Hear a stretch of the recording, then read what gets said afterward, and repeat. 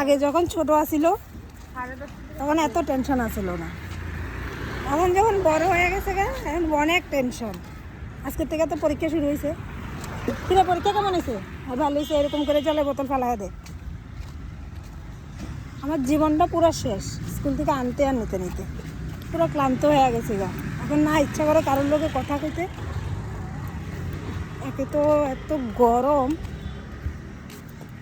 সত্যি ভীষণ বিরক্ত লাগতেছে, ভালো লাগতেছে না আর।